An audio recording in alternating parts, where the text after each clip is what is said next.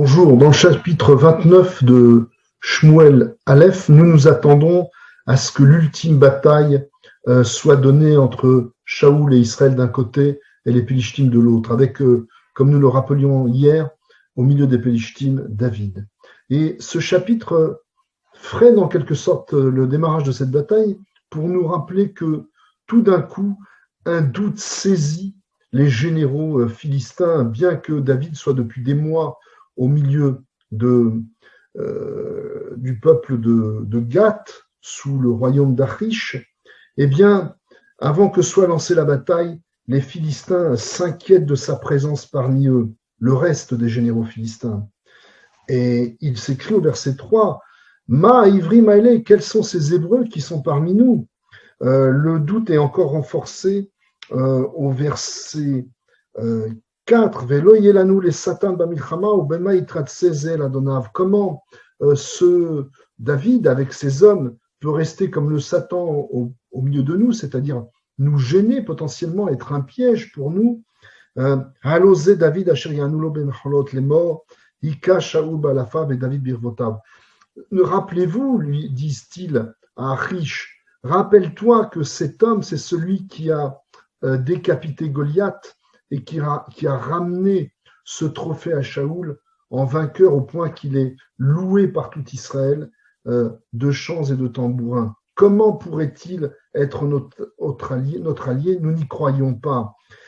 Et il décide, Achish, de convoquer David et lui dit au verset 9, Vayan Achish vayomer al David. Achish dit à David, Yadati kitovata be'ena kemalach Elohim. Je sais que tu es quelqu'un de confiance qui m'a presque été envoyé par Dieu.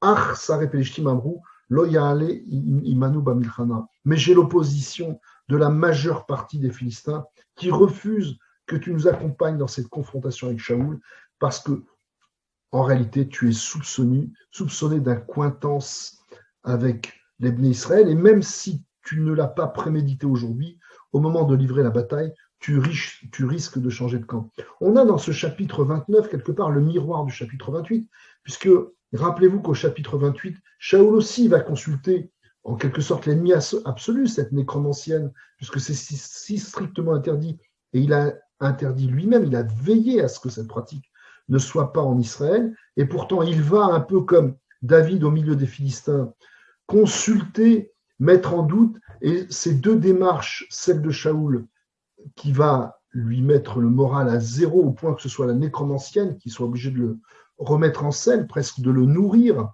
pour qu'il reparte avec le moral.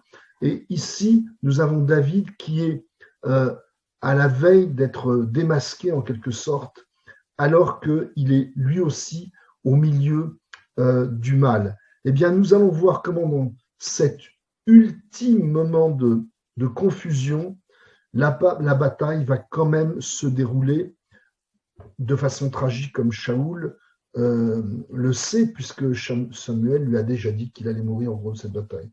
Je vous remercie et je vous dis à demain.